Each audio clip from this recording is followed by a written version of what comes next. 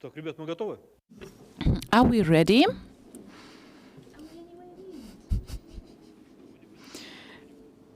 Can somebody comment on that?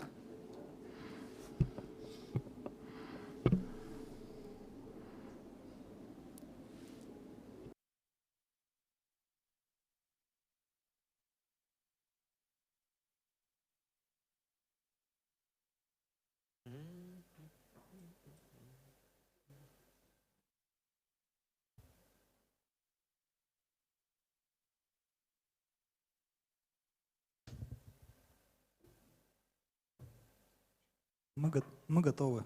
We are ready. Okay, excellent. Let's start. So welcome to ALTAI, Echo ALTAI, our forum on the Ministry of Nature. And we would like to extend our gratitude to Roscongress Foundation for raising such topical matters. And we would like also to thank the government of the Republic of ALTAI for providing us with this opportunity. And we would like also to thank the scientific community, enterprises and businesses. So we are talking about the environmental science that is starting here, and in order to maintain the level at 1.5 degrees, and without taking extreme measures, it will not be possible to stop the pollution of air that can increase by 50% as plastic waste is getting into water. By 2040, it can be increased 3 times, and we need to take urgent measures in order to resolve all those issues that are very crucial for the development of humankind. So today we will be talking about that with our distinguished speakers. And let me introduce our speakers today. Mr. Ivan Belikov, advisor to the head of ALTAI Republic on International Relations and the ALTAI language, Mr. Mr. Vladimir Kuznetsov, United Nations Director for Information Center in Moscow. Mr. Uskov, who is the head of the department from Ministry of Foreign Affairs. Mr. Valery Fadeev, advisor to the President of the Russian Federation, and he's the head of council under the President of the Russian Federation for the Development of Civil Society and Human Rights, Mr. Fetisov, All-Russian Society of Nature Conservation and Deputy of the State Duma. And online we will be joined by Ms. Elizabeth Mrema, Deputy Executive Director, UN Environment Programmer, and Mr. Shestakov from Lomonosov Moscow State University Marine Research Center, and Mr. Roman Chukov, Chairman of the Board, Russian Center for the Promotion of International Initiatives, and Mr. Oleg Kobikov from FAO. And this is the session that will be the last session of the forum. And for the past week, we have been discussing the future of our country and other countries. And the future depends on us and what we do. Good afternoon, everyone. And it's an honor to be here today. ALTAI is a cool place. And this is my 4th time here for the past year. And I like the hospitality and very nice cuisine. And the atmosphere is quite nice, and it has specific energy. And I have had a vacation here in a camp where I spent 12 days with 3 times eating, and we went for walks of several kilometers. And now when I look at this huge hotel, I doubt whether I would go for a walk of 20 kilometers. And it is not an accident that we were sent to those camps to be closer to nature in order to feel the nature after being in the city. So, as we mentioned yesterday, we started Ecumene Forum. More than 100 countries took part in that forum, and more than 30 speakers participated, international speakers participated in that, with distinguished officials also from the UN, even in spite of the current sanctions. So the world is interested in how we make decisions and what are our developments in this area, and it is about responsibility that we are all undertaking together. And ALTAI is the real pearl of Russia, together with Baikal Lake. And my friends, my colleagues,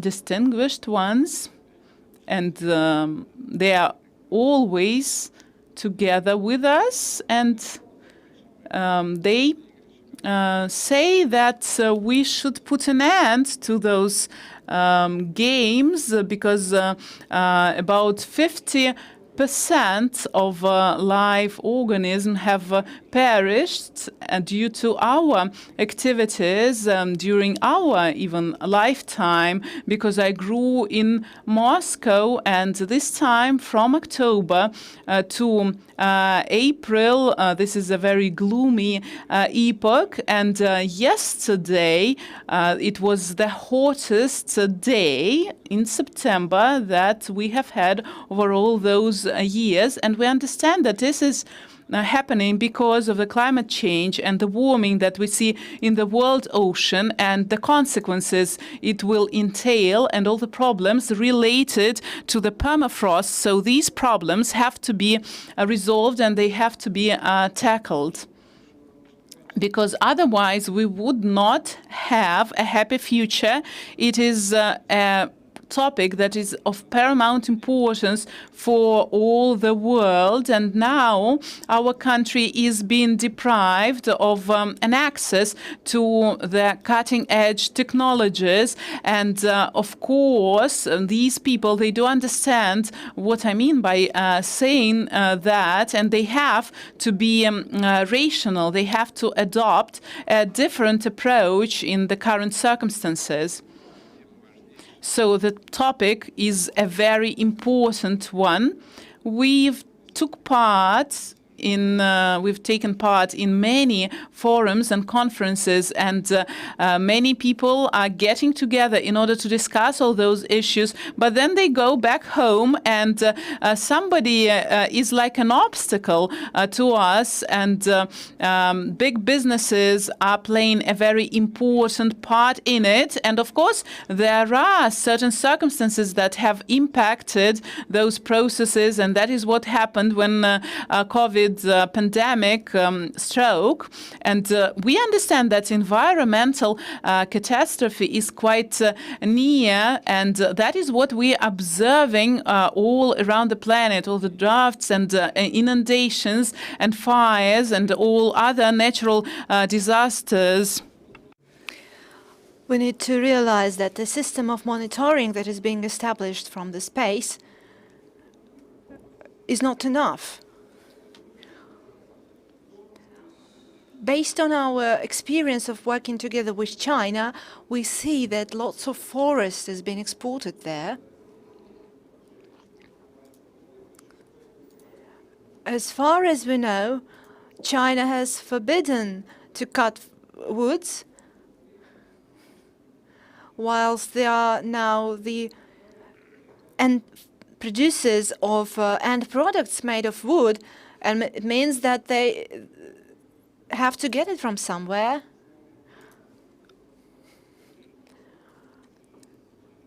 However, we cannot destroy ecosystems. As scholars from long ago warned us of this. The taiga forests in Russia are an ecosystem, and cutting woods there would entail a huge catastrophe. We need to share the responsibility, understanding that It's not just about the new technologies, it's about refraining from destroying the things that we do not own. So I hope that this session today will give us more understanding of what the real things, really important things are. In this case, we will be able to give food, heating, and good prospects for the rest of the world. In this hectic world, Russia has to find its long-term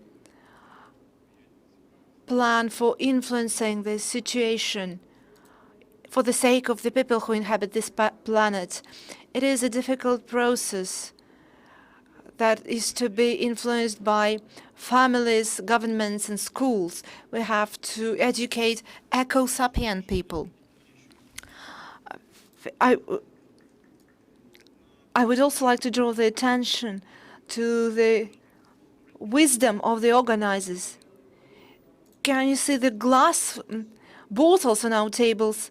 That's wise, because plastic is one of the main threats that we are facing in the coming decades. I know that you, Vyacheslav, have dealt with that a lot. Could you say a couple of words about plastic and the threat it represents? We have already invented everything long ago, back in the Soviet times.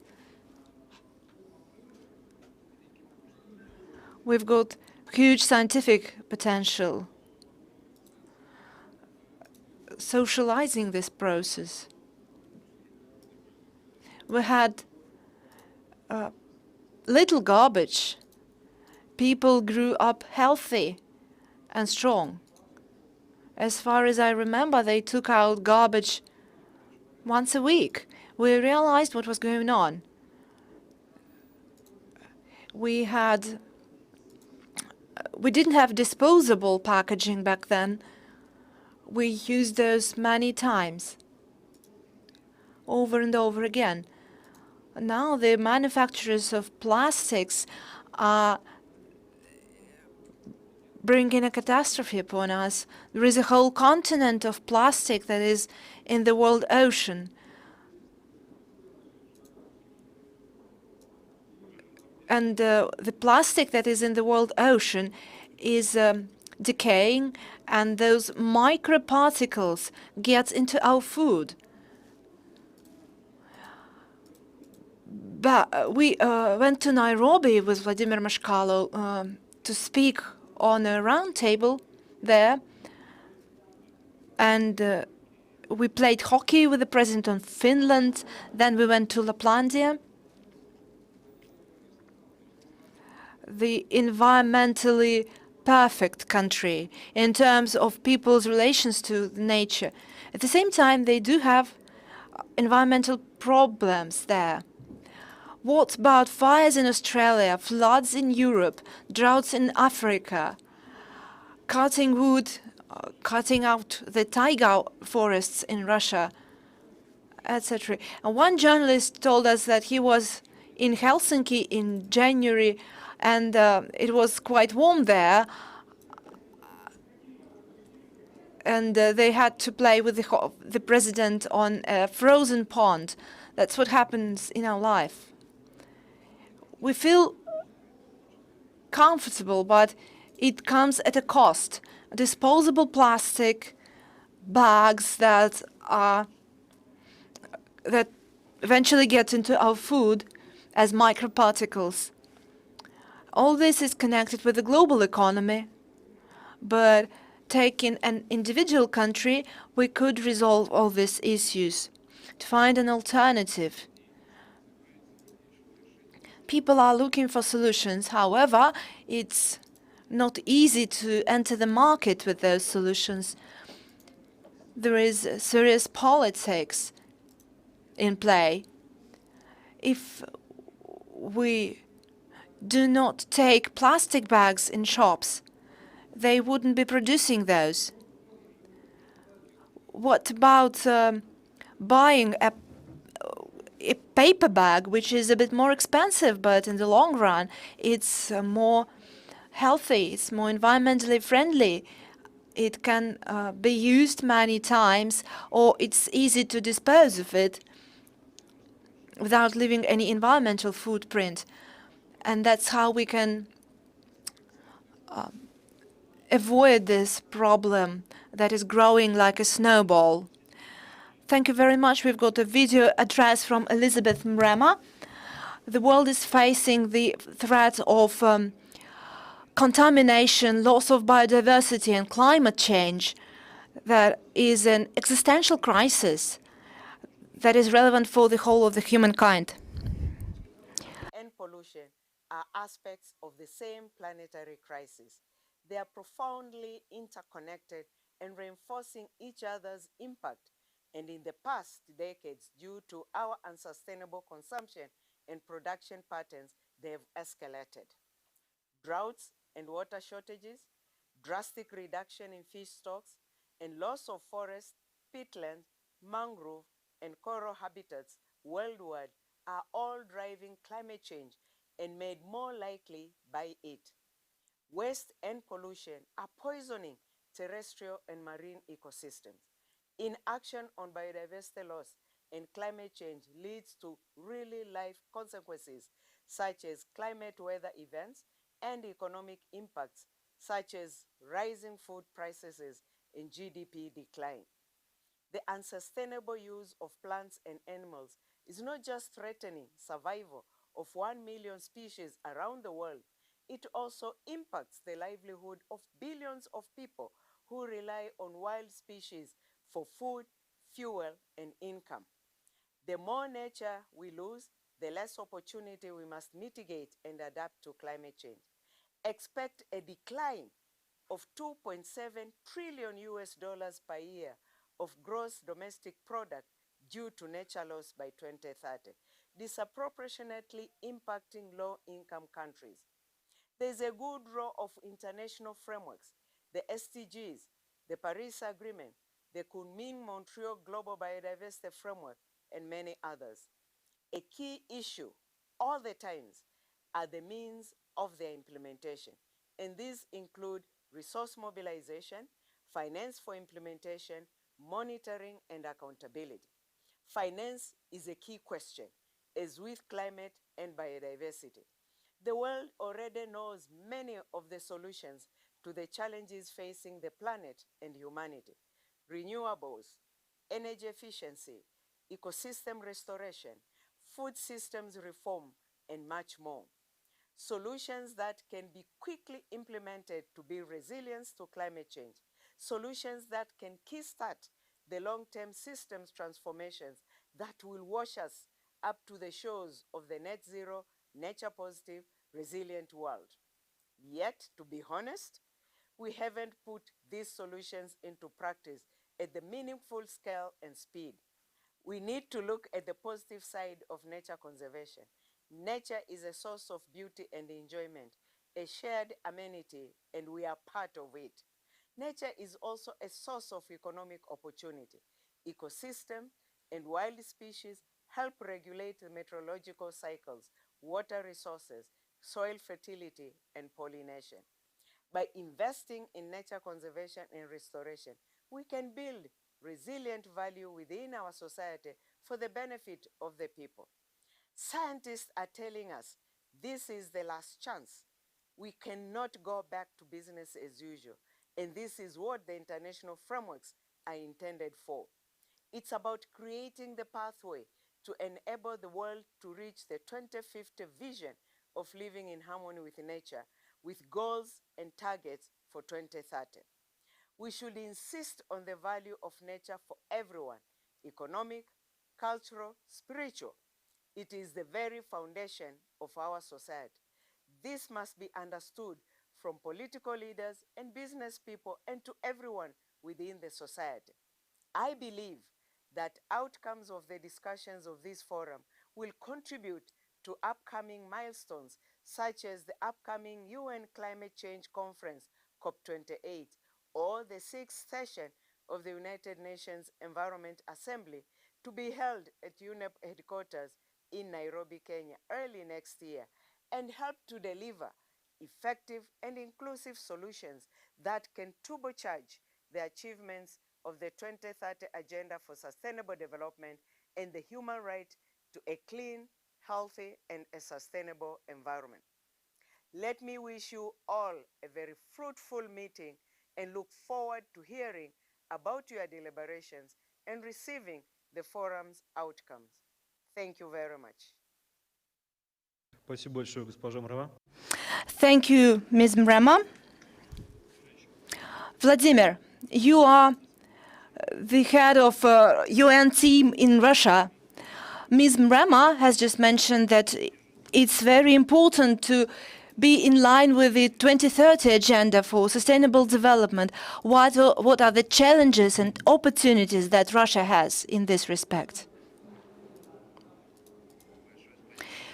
Thank you very much. First of all, I would like to thank the organizers of this wonderful forum, the head of the Altai Republic, Oleg Korokhordin, for the opportunity to be part of this as members of the UN.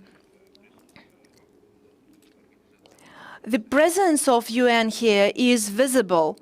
We have just had my colleague from Nairobi, the deputy head of UNEP. We've got Vyacheslav Fetisov here, who is also representing the UN as a goodwill ambassador. And he is also a peer for us, Vladimir Mashkalo, who is a representative of UNEP, Oleg Kobякov is from FAO, and myself as the director of the UN Information Center. I believe that inviting the UN to take part in the Altai Environmental Forum is to raise the value and stress the importance of the issues that are being discussed at this important event. Indeed, the very name of the forum, the thread of nature, has a symbolical meaning.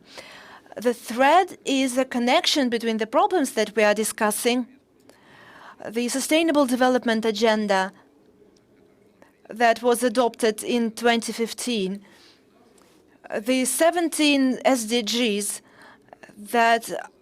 and its very philosophy connects economic development, welfare, and environment into one and single goal. And this is a thread that is connecting us, and a thread is also something fragile. A thread can be broken easily. It is a fragility of the world we live in, and this happens because humans have lived for a long time without realizing the harm it's doing to the environment. The situation that we are facing right now is worrisome.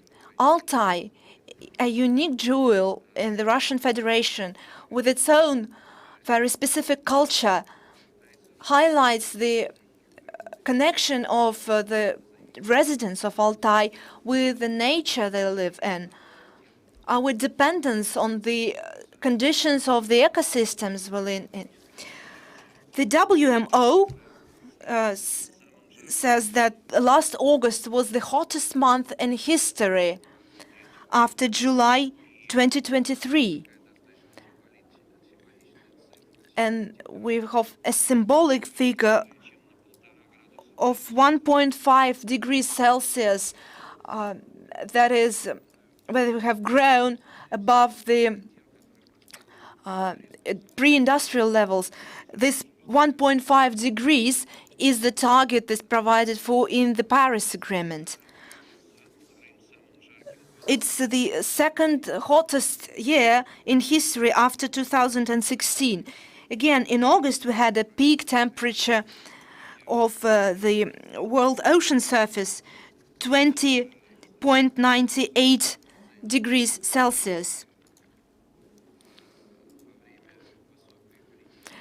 And during the high-level political week at the General Assembly session that took place this September in New York, and that is happening right now, this was commented upon by this Secretary General, who said that our planet has just lived through a boiling period, the hottest summer in the history of observation. The climate crisis has begun. And this is in this context that the Secretary General stressed how scholars warned us about the dependence on fossil fuels. The climate change is so rapid, according to the Secretary General, that we have no time to adapt to the new conditions and the extreme weather events that we see all over the planet. The Secretary General has proposed a pact of environmental solidarity, calling upon major emitters who benefit the most from fossil fuels to apply extra effort to reduce emissions.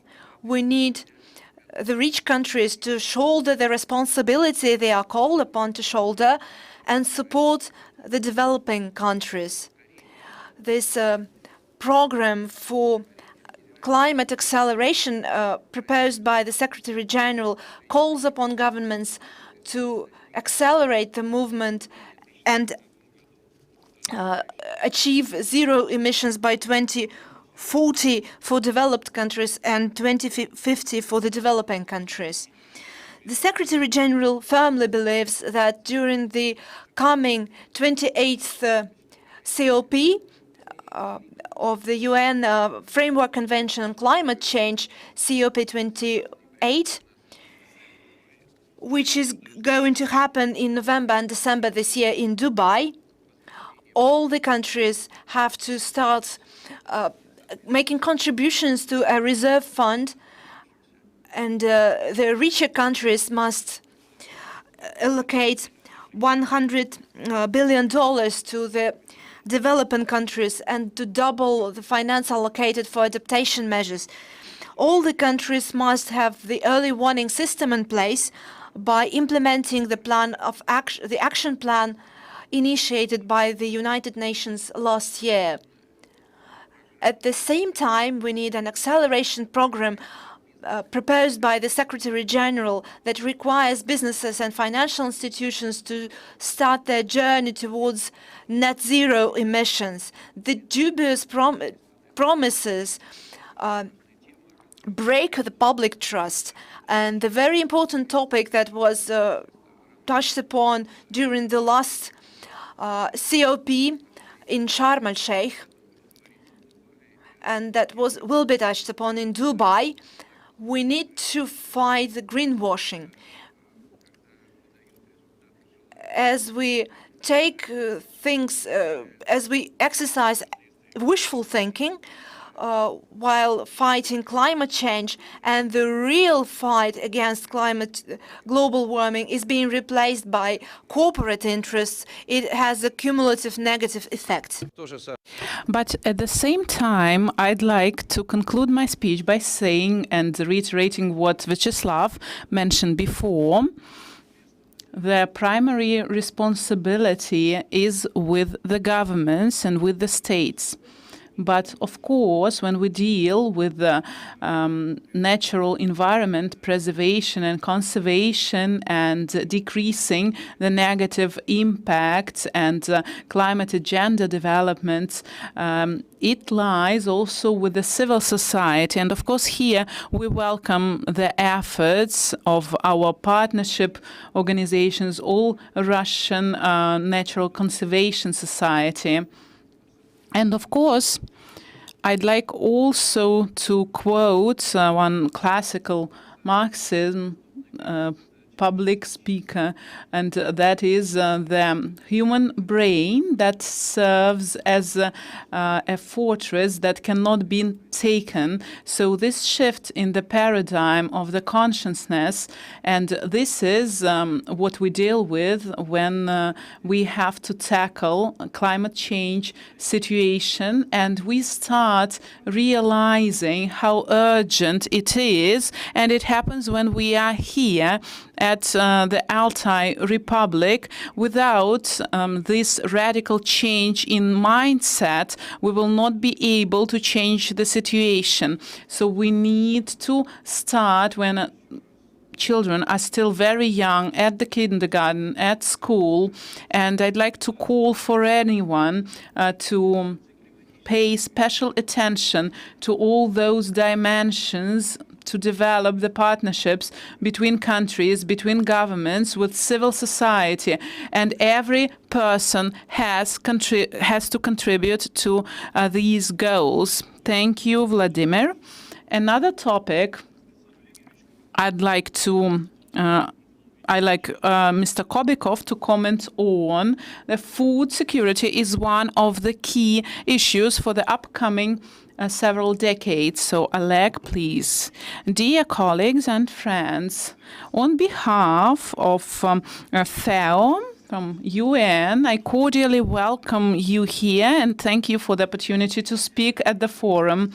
So we will celebrate 78th anniversary of FAO, and along this journey and throughout the history, we have interacted and cooperated with very many organizations all around the world aimed at preservation of nature and improving the air quality and the life conditions of people. And the key issue of FAO when it was established was to combat hunger. And now we still have more than 780 million people who still live in hunger, and we're trying also to strike the balance in various spheres and sectors. And now we are facing a nuclear crisis, and natural resources still play a very important part, and agriculture account for almost 80% of their land and about 70% of the overall number of fresh water all around the world. And that is what ensures a good state of natural environment. And climate change bring about many changes in many areas, and 34% is the figure of the man-made emissions. And of course, it is a crucial thing for mitigating the efforts and consequences. And that's why FAO has actively taken part in the restoration of the system, and we are changing the methods of agriculture, and that is what helps us to diminish the negative consequences and also make more productive the practices that we use for this purpose. And the General Assembly in March 2019, that is the decade from 2021 to 2031, is the global initiatives to restore and revive the systems, and the main structures to coordinate this decade, UNEP and FAO, were announced as the main leaders in it. And these two organizations and the Commission for Environment Policy from Russia are doing the preparatory work to establish national committee for this work. And in the framework of its activities, we will host a lot of events aimed at mitigating negative consequences and preserving Russia's natural resources. And we provide food for millions of residents all around the world. It helps us to preserve our sustainable development, and it is a key source for providing for good living conditions, and that is what ensures food safety and security, and that is what will help us to achieve SDGs that were proclaimed. And FAO for more than 20 years has implemented their special program for the insurance of the heritage and legacy program, and it helps us to preserve the existing agricultural resources. And we have 78 48 sites from 24 countries, and 6 of them were included into UNESCO heritage sites. And now in Russia, we don't have any site like this. However, we are working actively on elaborating such guidelines, for example, from Bashkiria, and also the horse breeding, the traditional horse breeding that we have. And FAO will do everything it can to help the member states to achieve those goals, to ensure the food security. It will help us to improve their production patterns, and also to improve the eating habits and living conditions, and include everyone in this work. And I'd like to wish you all successful work at the forum. Thank you very much, Oleg Yurievich. And now Mr. Mashkalo. So we have mentioned that we need to join efforts between UNEP and FAO, and Ms. Mrema was talking about it, and Mr. Kobikov as well. What about the developments in this partnership, in this interaction for the past decades, but also for the future?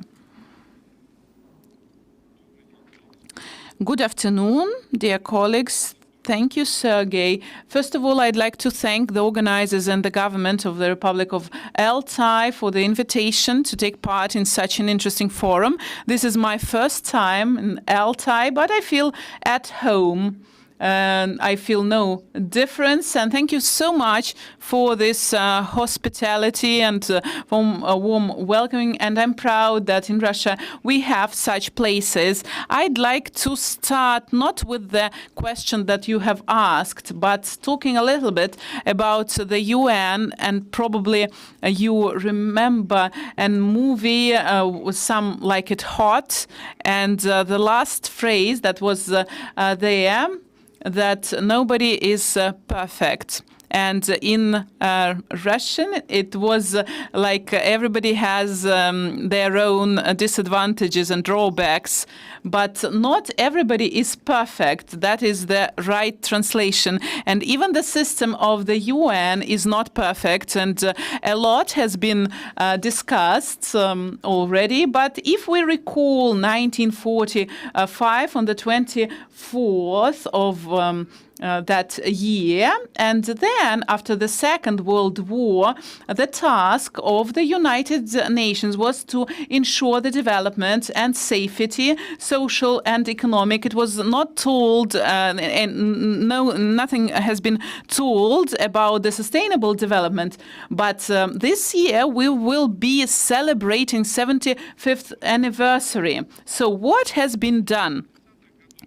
Since the 1930s, and this phrase was reiterated in 1934, Mr. Michurin was summing up the conclusions of 60 years of research of new plants that have been grown, wrote that we should not be at the mercy of nature. Our task is to take it ourselves. And I studied at the Geographical Faculty of Moscow State University in the 1970s. In the largest hall, we had this sign with this quote. And then in the 1980s, industrialization started, and we had also to restore the economy after the war. And what happened next?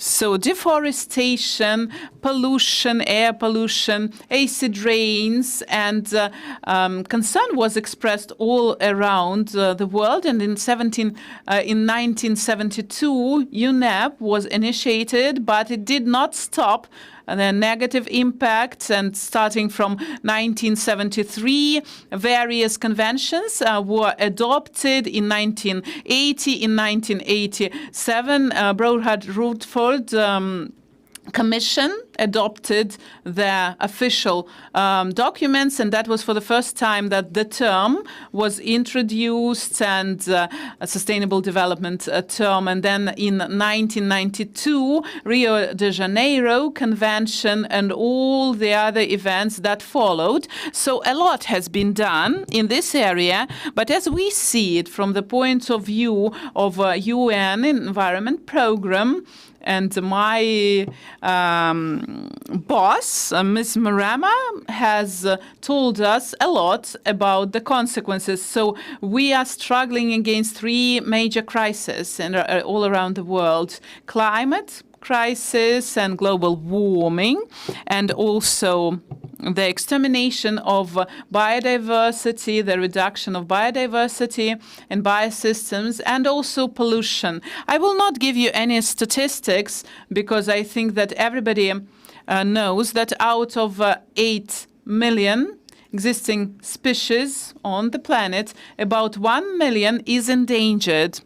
And the same applies to climate, and all these things are interconnected. If we take pollution, if we take plastic, for example, about 8-9 million tons of plastic get into the world ocean. If we do not put an end to it, by 2050, in the world ocean, there will be more plastic than fish. And we are working on that, and we are working on all those areas in order to improve the situation with biodiversity. In accordance with Biodiversity Convention last year, the global Montreal program was adopted up to 2030. Then it will be extended up to 2050, and we will have to fulfill those obligations. The second point here, the decade that is aimed at restoring the ecosystem, and over the past 20 years, the natural capital was lost. To be precise, 40% of it was lost. So we need to join efforts, and we would like to involve science in that. We have to move forward. And as for the state of nature and state of humankind, I'd like to give you a quote from a writer who died unfortunately this year. Mr. Kanyakhin, back in the 1970s, rephrased the phrase of Michurin, and he said it like this: we can't be waiting for the mercy of nature after what we have done to it. Thank you. And online, we are joined by Mr. Alexander Shestakov. Alexander, are you with us?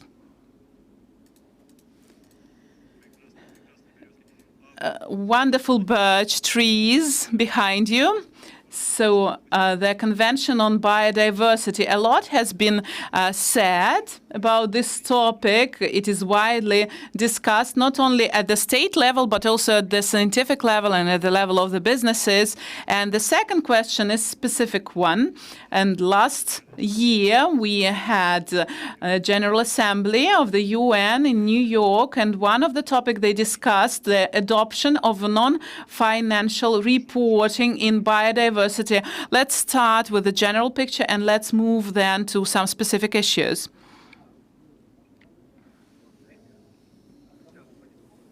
So it's a joy for me to take part in the forum. Unfortunately, I can't come here in person, and Ecumene Forum has finished, and the birch trees are like one of the results of that conference I took part in. As for biodiversity, a lot has been said about this matter.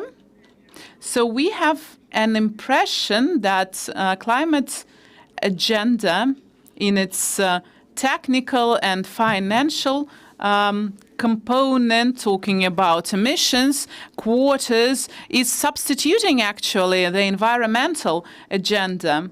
And it is quite a dangerous thing, because everything we are doing to combat climate change is aimed at improving and maintaining life on the planet, because if we do not achieve this goal, climate will not matter. And we have to bear in mind a very important element, and the previous speakers have been mentioning that as well, the crisis we are going through, and one of the crises is losing biodiversity. And what is actually biodiversity? The genes, the genomes, various species, and we need to remember about these components of ecosystems of our planet. In December 2022, in the framework of the Convention on Biodiversity, the Global Framework Program, COP, was adopted, and one of the previous speakers has mentioned that it was not on the preservation of biodiversity, and important components of the discussions dedicated to biodiversity is ensuring sustainable use and sustainable development of biodiversity, and also equal distribution of biodiversity and these bioresources. And this is like a specific unit and specific problem we have to deal with, and the essence of this program. And by the way, another tool to achieve SDG goals, and almost everybody agrees at the highest levels in the framework of all the activities that have been carried out in those high-level segments at the General Assembly, that not a single SDG goal will be achieved if we lose biodiversity. So this program is one of the additional tools, and it encompasses some things that are not directly interconnected with biodiversity issues, and some tasks set for 2030, they are aimed at undertaking one action and then receiving the results in many areas, and that is what will help us to combat a crisis, because the crises that we face have, almost all of them, have the same problem in the root of them, the production patterns and managerial decision-making, political decision-making. And that is that has directly to do with the way we are used to consume things, and that leads to the pollution and excessive use of natural resources. And one of the key spheres that is leading to the loss of biodiversity is incorrect development of agriculture. And by the way, this convention considers biodiversity not only in wild nature, but also in agriculture. And what are the general decisions that have been made? By 2030, the program would be applying to 100% of territories of the world under the social regulation regime by territorial planning and marine planning. By 2030, the world has to restore 30% of all degraded land. By 2030, we need to reach a level of most subsidies that are allocated for activities that damage the climate must be either removed or reformed. And this should affect about $500 billion per year. By 2030, we need to decrease production waste by half in the food industry. And there is quite a number of such tasks. Biodiversity has to be integrated into the system of planning, financing, etc. Talking about this connection to the climate, we need to see what we are going to achieve. Monocultural, monospecies plantations using unfriendly species at the expense of natural ecosystems. These are not the goals that we want to achieve. That's why the program says that any climate activities must have specific limitations that would provide for the environmentally friendly character of the measures that are being adopted, not just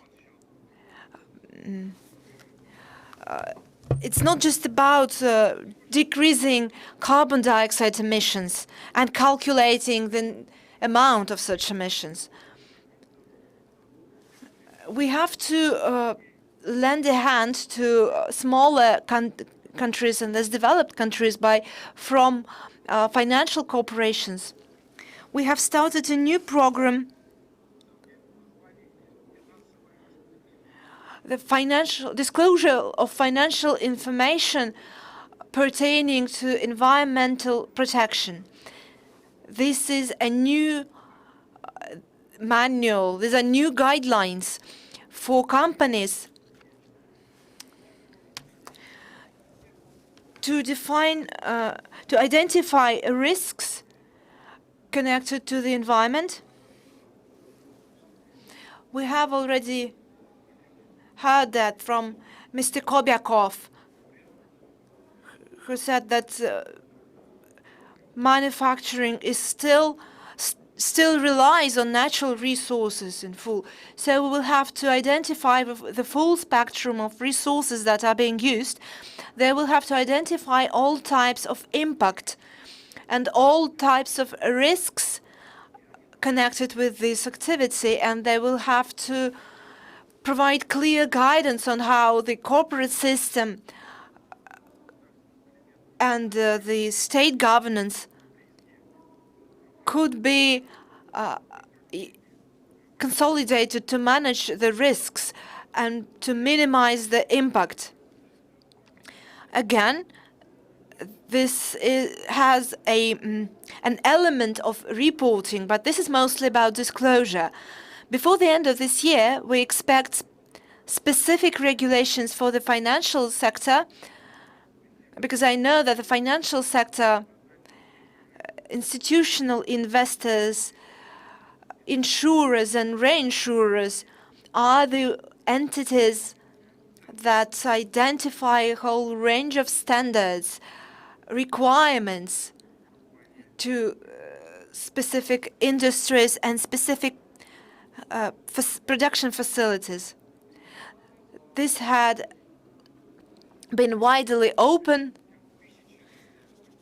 with over 1,000 companies from the whole of the world, except for Russia, participating in those guidelines. I believe that Russian companies would now be looking at implementing those guidelines. There are no stringent requirements. Any country, any company may look at it from the point of view of applying those requirements in their own contexts. The guidelines are similar to those that many companies are familiar with on the disclosure of information pertaining to climate change. Last but not least, the Global Framework Program makes all the states parties of the convention to compile new action plans.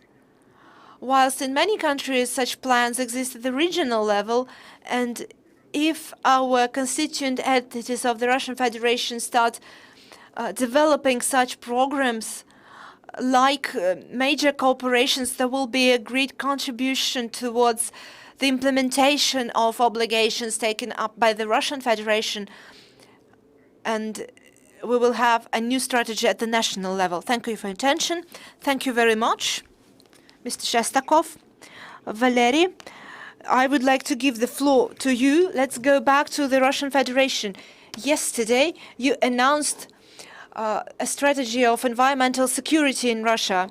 Vladimir Kuznetsov tells us today that the Secretary General was promoting the Pact for Climatic Solidarity. We are now coming to a vision, a strategy, people thinking beyond 2030. What's your question then? What's next? Who is the strategist? What is to be expected? As they call it, the global sustainable development there is no such thing as sustainable development first. These are just words. If we look at the situation soberly, most of the measures that are being taken do not have any practical results. Those are mostly simulations or new ways of making money, as many people mentioned here today. Finance actors make money on everything. Energy, natural gas. We know that natural gas produces twice as little emissions as any other source of energy. Everyone believes that environment is on top of our agenda. A gas duct in Russia was exploded. Everyone saw it. It's almost for sure that those are the Americans. But what about the environment? Now Europe will not be able to use natural gas there. Well, they couldn't care less. What is more important is Russia, is the strengthening of the country, destruction of Russia at any cost, geopolitics, wars. Those are the real priorities on the agenda. Coal is coming back. They have to burn coal at the power plants. Quite recently, they told us that coal would be too much damage, but they still do it. They closed a number of nuclear power plants. We did have 2 major catastrophes, but what we have to do is to find out how we prevent that. The largest catastrophe what they had was in Bhopal in India, a chemical plant with thousands of people dying. Does that mean that we're going to close the chemical industry? Of course not. So we should not apply this to nuclear power plants. Zero emissions by 2030. That's what everyone is promising, but it's quite clear that this will not be done. Wind generation, solar generation will not replace the traditional fuels. Everyone knows that, but still they persist in discussing wind power plants, etc. I'm not against those. I'm happy with those, but why do we lie to ourselves? When Igor Sechin of Rosneft speaks at the expert journal, and he is quite right, the head of Rosneft, his forecasts are coming true. Maybe it would be better to listen to Mr. Sechin instead. Again, it's great. We do need to follow this road, but let's not speculate. Electrically powered vehicle, they say that they would stop producing internal combustion engines by 2035. Do you mean that the electrically powered vehicles are powered by the Saint Spirit? The Holy Spirit? Is that it? It's not. Electricity is produced by burning traditional fuels. they say that the hundreds of millions of cars in Europe would be powered by wind energy, but that's not true. That's impossible. Again, agriculture, the cattle does produce lots of gas. Let's vote right now. Who is ready to refuse meat? Who is ready to never eat meat again? Let's prevent the emissions from cows, and this will mean that we won't be eating any meat at all. Many people out of the 8 billion that live on the planet cannot afford meat. But again, if we say the ALTAI region, don't eat meat anymore, how can we face it? Or can we say the rich will be eating meat whilst the poor would be eating insects?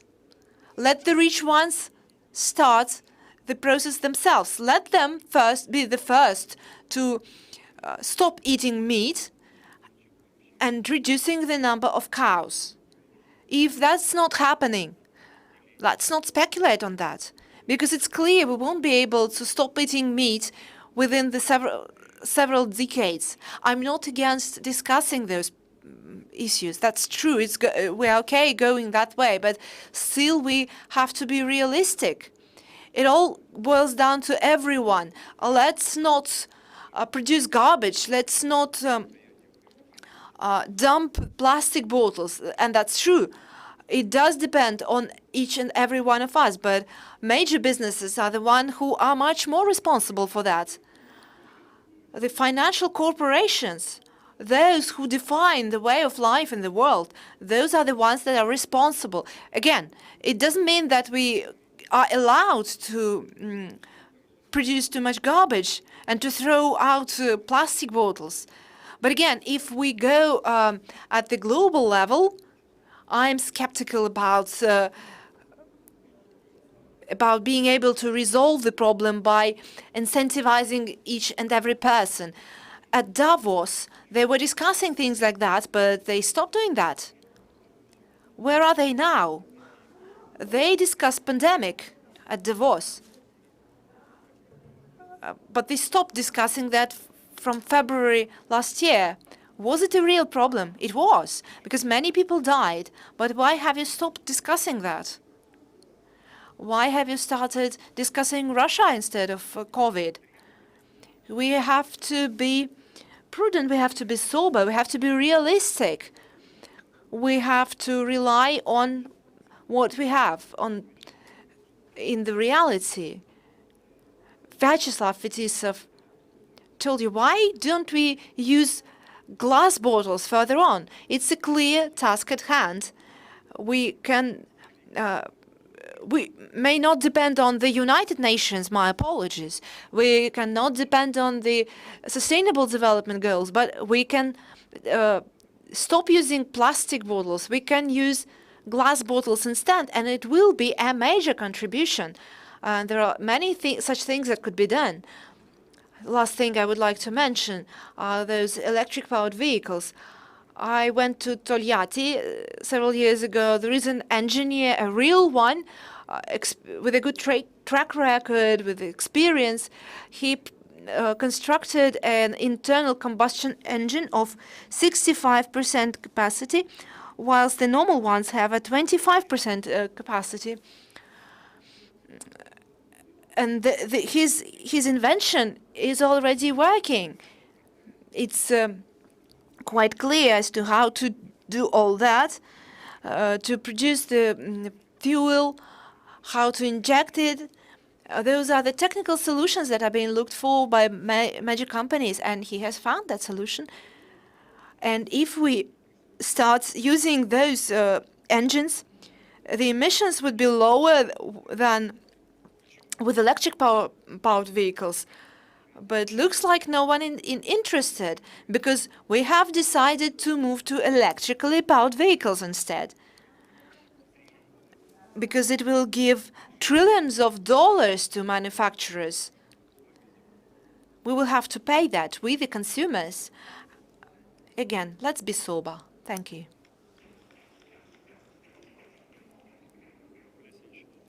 Valery.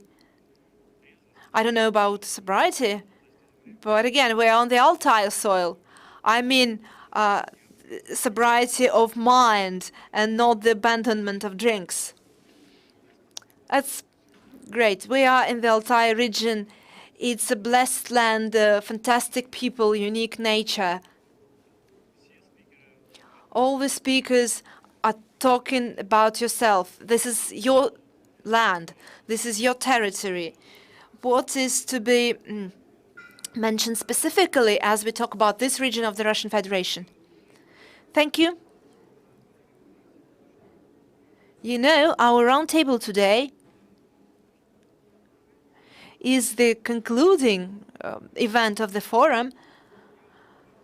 Dear friends, dear guests, please believe that we, the residents of the Altai region, have a great honor to host this forum at this holy land, to welcome respectable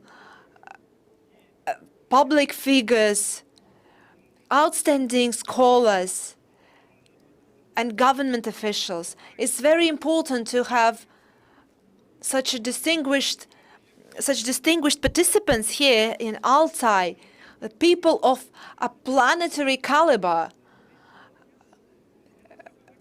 It's like an academy for us. You have raised our level in just 2 days.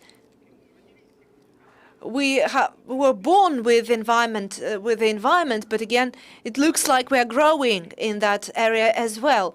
You, as organizers of the forum, I was recommended to speak on the Altai vector in the Eurasian integration.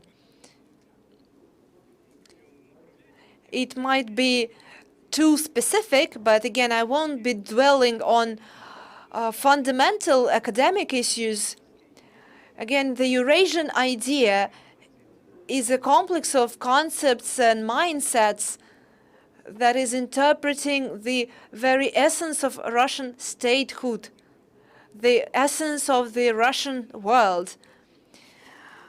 Back in 1920s, the founder of the Eurasian concept, Nikolai Trubetskoy, an outstanding Russian scientist, it has to become the moral pillar on which we can rely to resolve the issue of creating a national ideology for Russia.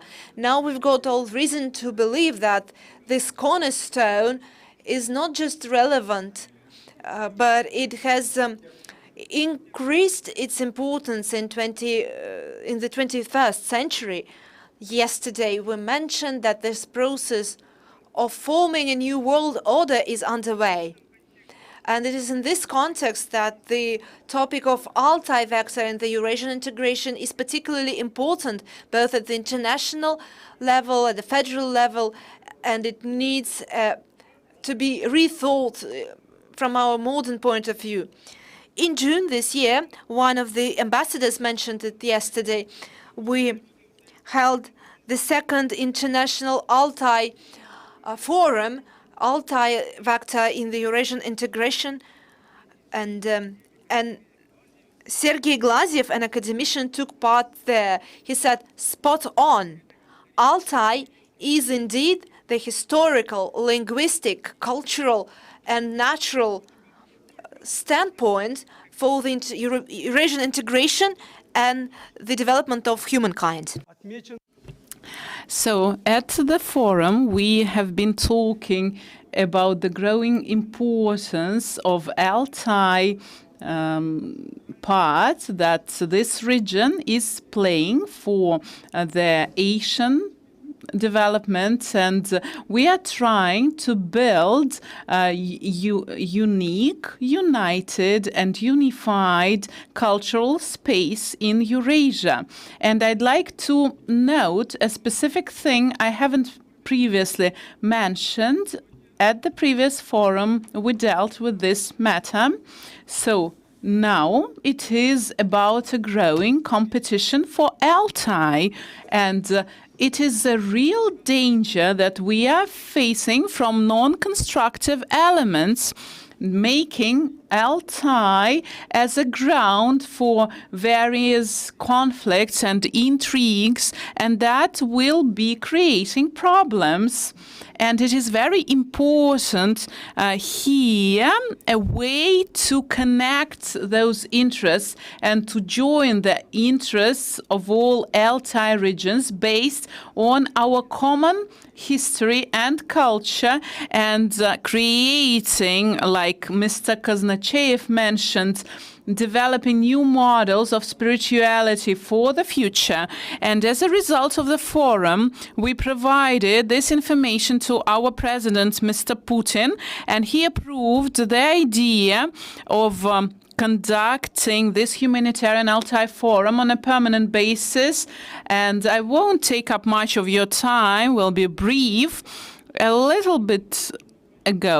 time ago, we put forward noospheric model, and a lot has been said about those developments, but I'd like to specifically note that ALTAI vector of Eurasian integration can play a very important part for the historic landscape territories development. And this is quite a recent term in science that reflects very well the unity in mountainous nature, because peoples in ALTAI have preserved the sacred connection with the land, with this territory, and a specific place is played by the legal environment, and ALTAI can serve as a pilot project for CIS Parliamentary Assembly, the preservation of water areas. And here, just briefly,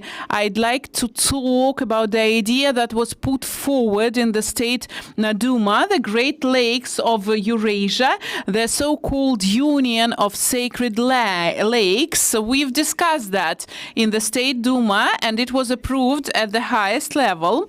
But here, we should not narrow down this project, because here we have a historic thread between indigenous peoples, Teletskaya Lake, Baikal Lake, and also Ladoga Lake, Bayhash, and some lakes from Armenia, also blue lakes from Kazakhstan. So this idea should be expanded as I see it. And today we have come to a very important borderline, and it is not only about the environment, and it is a milestone epoch. And environmental problems do not have geopolitical borders, and it is a common field for our initiatives that have to be put forward. It was mentioned yesterday by the head of our republic, Mr. Olekhar Horden, in order to make ALTAI eco-capital of the Russian Federation. Thank you very much for your attention. Thank you, Ivan. From ALTAI to the world, so that will be the trend. Okay. Yes, we were talking about it. Vladimir Alexandrovich, can I ask you to sum up what can we take from ALTAI to the world about climate issues? What can we mention? Well, it's rather inconvenient for me to speak after the speakers who made some large-scale conclusions, and as an official, I have to talk about more practical things, and maybe I will get back to ALTAI and the hospitality of our hosts at the end of the presentation. But of course, we have to draw their conclusions about the activities. So, getting back to the Sustainable Development Agenda up to 2030, I've attentively listened to all the speeches that were delivered by previous speakers today and yesterday. And I'd like to say that this forum, if we compare that to other forums and conferences I take part in, it is very environmental, but the main specific feature that is different here is, I think, environmental honesty. And sometimes speakers mention such things that in the UN it is not quite acceptable to mention. So today and yesterday, these issues were mentioned, and I liked some thoughts.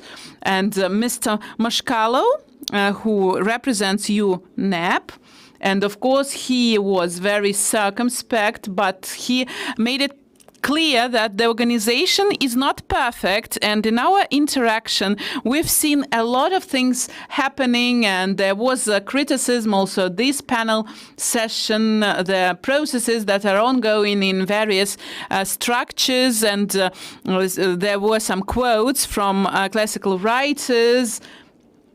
And I don't have any other writers for you, that is another quote, but taking into consideration all the drawbacks of these organizations, and we as people who participate in various negotiations, we have to admit that this organization and what is happening there is a miracle to us, and this is the reflection of what is happening with us. Of course, climate change is important, and plastic waste.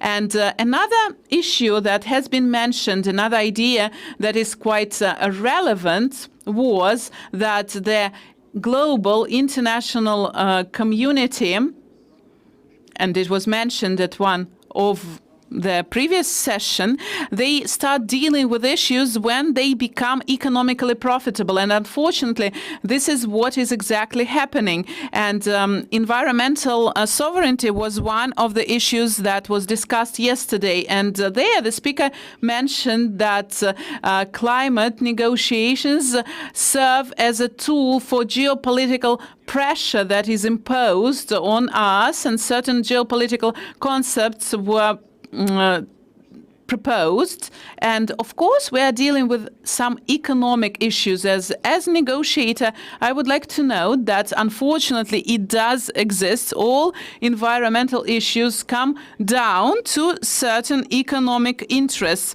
And when we deal with sustainable development issues, we very often talk about their profitability. And even at this forum, we've heard some discussions about it being incorrect, that it has been imposed upon us, and that is a lie. But this is exactly happening.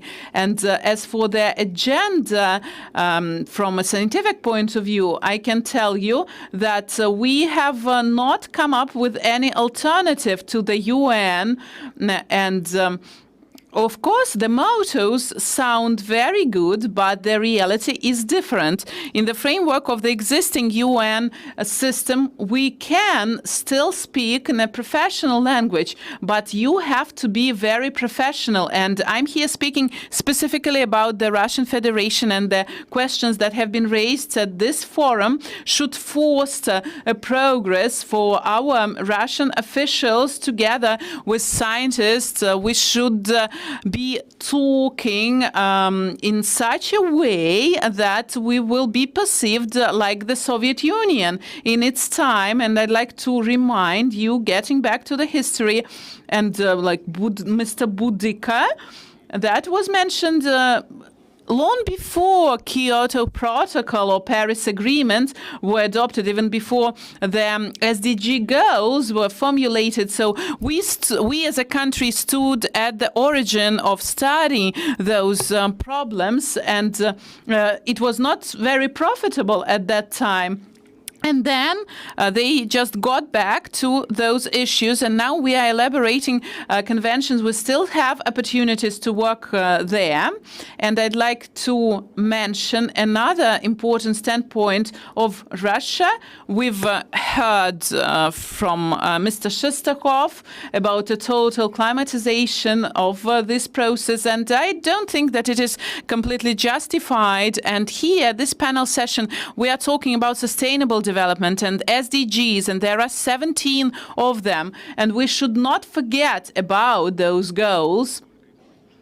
and it is not only about environmental aspect. It is crucial, it is important, but we should not forget for the sake of what we are doing, for the sake of people. And here we are talking about renewable sources of energy, about economy, but many people do not have any access to traditional sources of energy, and there is no way to speak about renewable sources of energy. We have to combat with that, and that is what has been mentioned by Secretary General of the UN, and the negative impact of fossil fuels. And it is a matter of what we are struggling against, whether it is emissions of fossil fuels, and that was mentioned by many speakers previously, and the waste management and accumulators and electric cars. These are serious matters, and it looks really as a more environmental solutions and more than a combustion engine, for example. And we are striving for substituting the car fleet with these electric cars. But what about the waste management for the batteries, for the accumulators? And there was another interesting question about consumption and about charging electric cars. And it will require investment into the transformer network. And it will be the same investment as for building a car plant.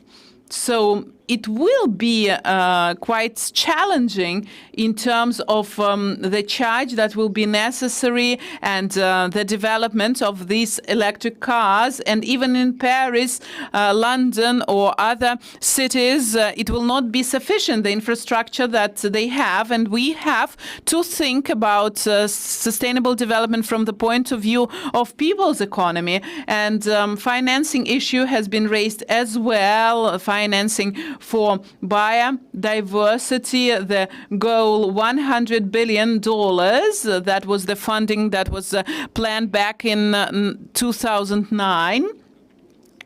And the reduction of emissions by the developed countries that has not been achieved, but $100 billion back then, and this year are different figures. But colleagues from emerging countries, they are justified in saying that we were promised this money. We signed the Paris Agreement. We have undertaken those obligations, and we tried to reduce emissions. But on the other party hand, they were not fulfilled.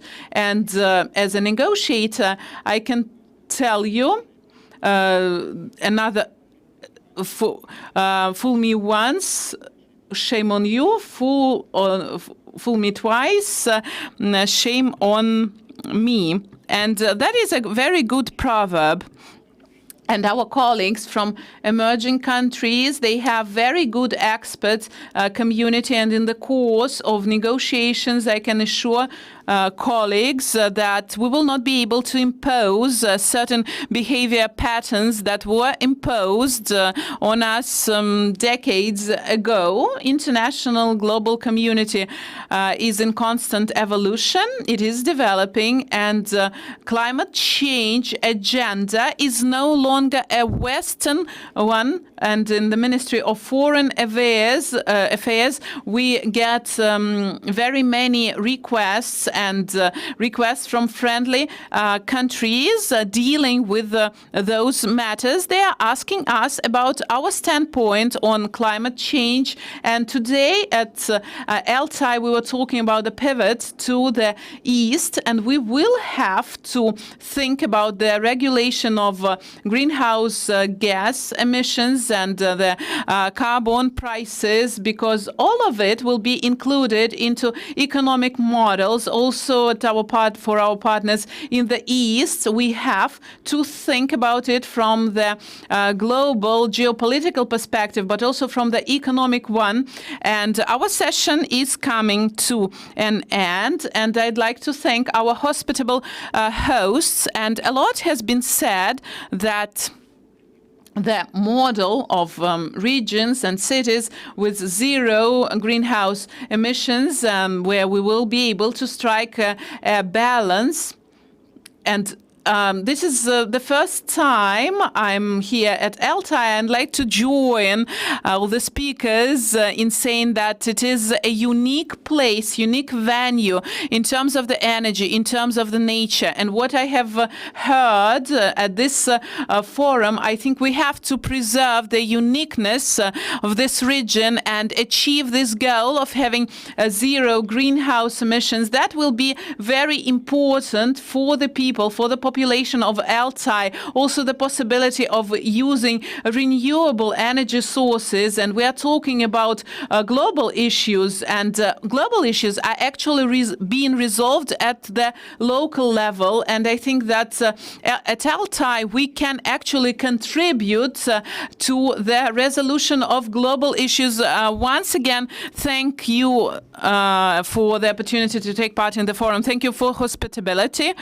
Thank you. And we will be joined by Roman Chukov, the voice of a younger generation. Briefly, please tell us about young people. What do they want?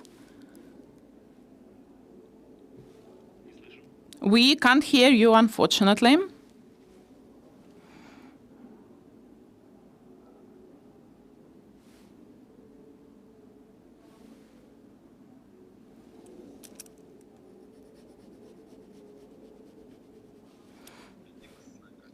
So one of the key conclusions,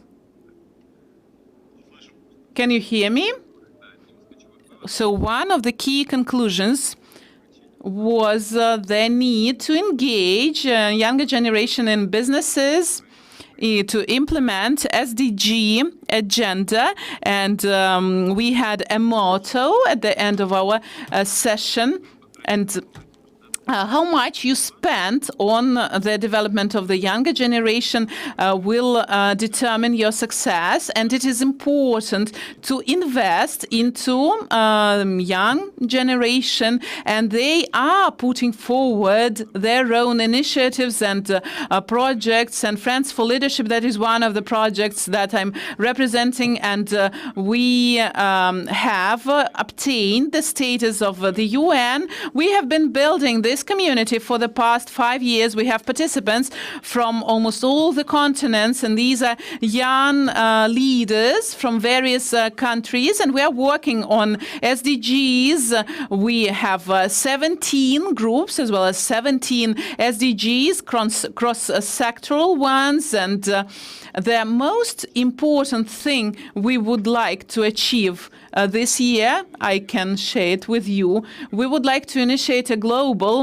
younger generation discussion to achieve post-2030 SDGs, because we have our main group of the UN for children and young people. And I was delivering a speech at one of the events that we have recently hosted, and we agreed that we will initiate this large-scale young generation dialogue, so that the UN will know from us what is important for younger generation, and then we will be able to draw conclusion from this interaction. We will compare the statistic data and all the reports.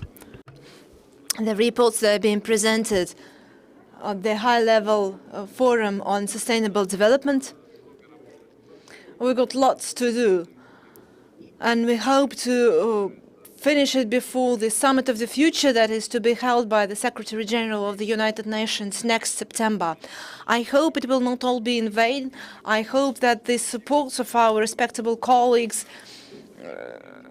Sergei and Alexander, all those colleagues who work at the United Nations headquarters in New York, Geneva, and Moscow, Nairobi, I hope that this together will bring us the fruit we hope to get.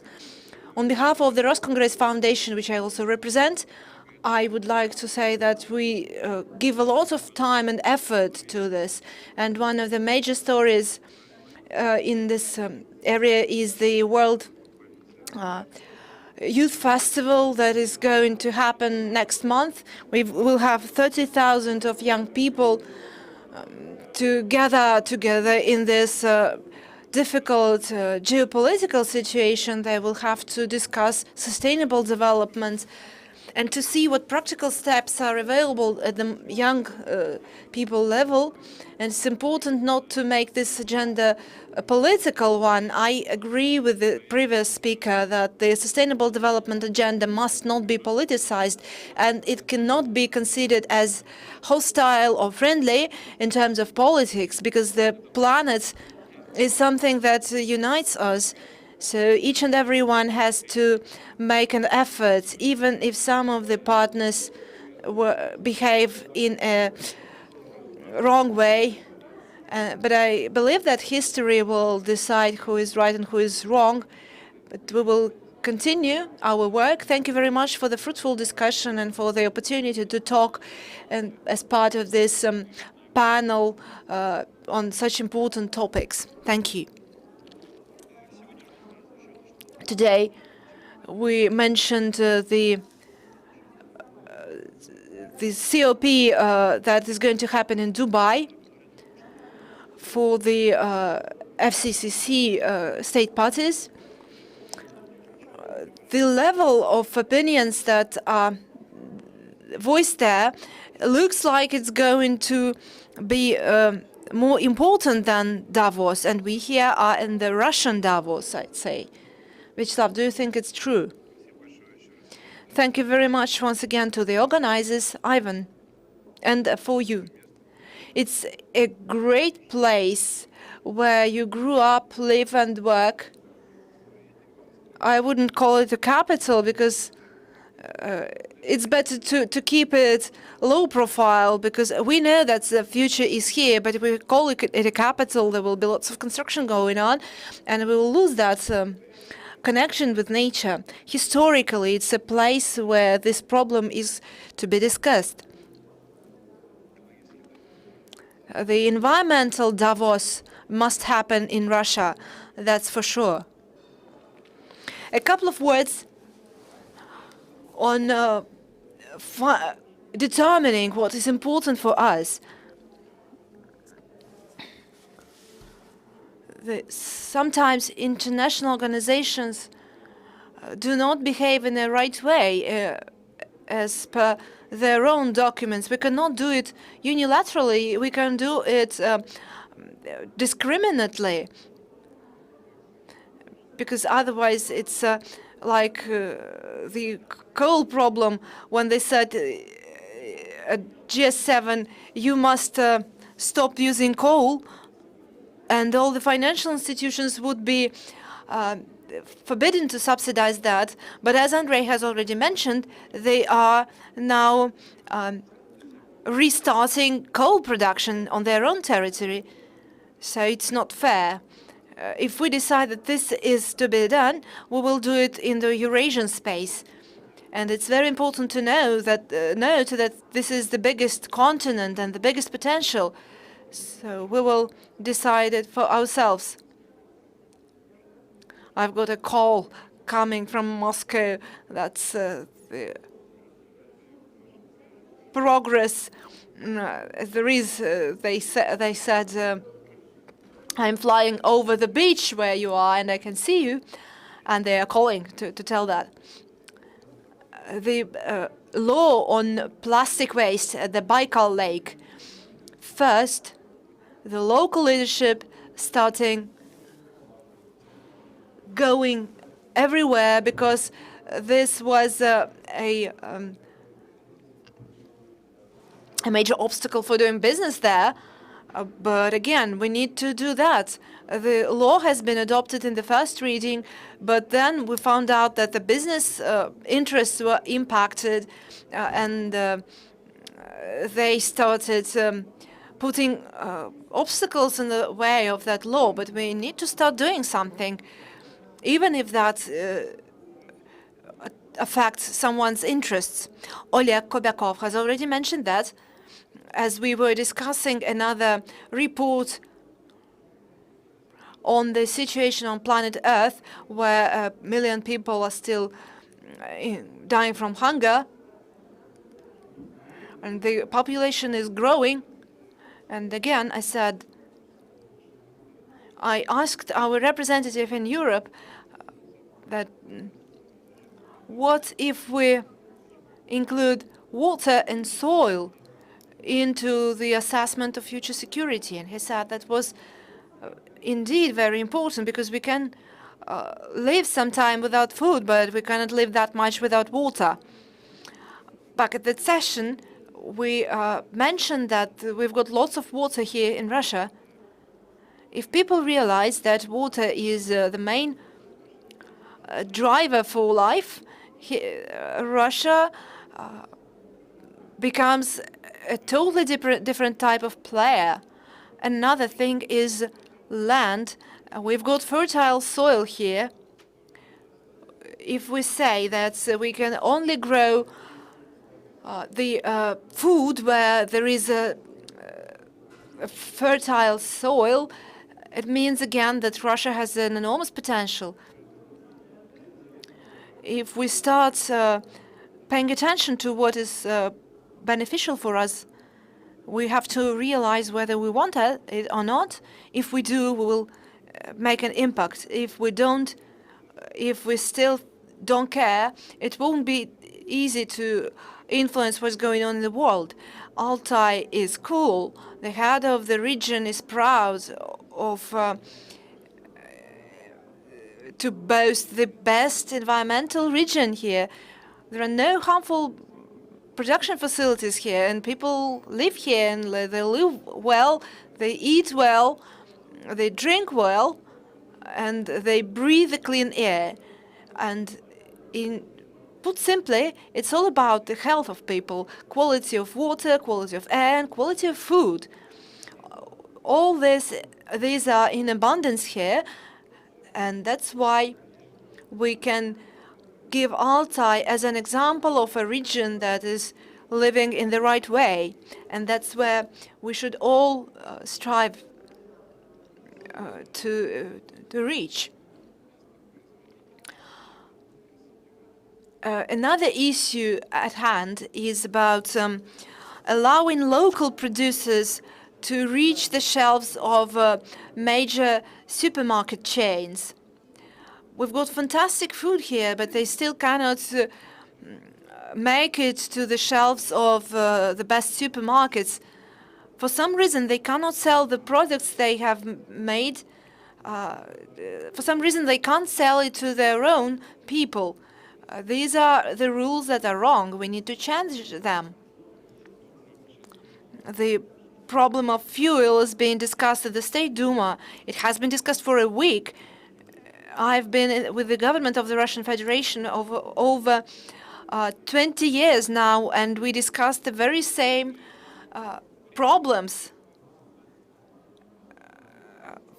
Fuel costs are rising heavily during the seasonal peaks when they need the fuel for agriculture. Someone needs to regulate that. We do need to have a tool in order to influence the quality of life of our people. I visited a food fair here. It's fantastic food in terms of quality, and people cannot buy it just because someone told them not to sell it. It's another topic that requires serious discussion, and it might be worth putting into the outcomes of this forum. At that session, I addressed the top 5 of people to become the members of All Russian Society for Nature Conservation. I'm a hockey player. They play hockey in 5 people. So I managed to recruit 5 people, and we now need a goalkeeper. And I see a nice woman here who is a mother of 5, and she would make an excellent goalkeeper because no one would dare throw a ball into her post. So now we've got a goalkeeper. That's great. We've got the grade 5 plus the goalkeeper. Let's go on together to form a team and to try and reach a target of 40 million members in our society. This is an interesting goal. Thanks again to the organizers here in Altai. It's great. We'll be coming soon again. I need to sum up what we have heard today, so let me do it.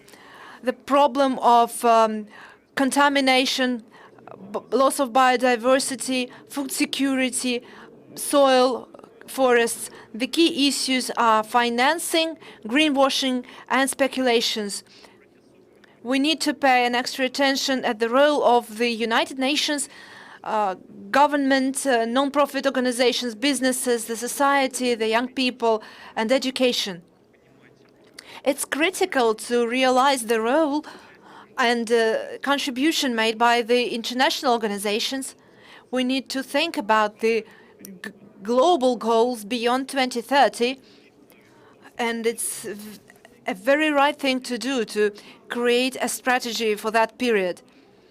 It was said here in Altai during the ALTAI forum. Thanks again to the fantastic speakers we've got today, to those who were here in the room, those who visited us online, the organizers, you're the best. It's my great honor to work with you. Thank you.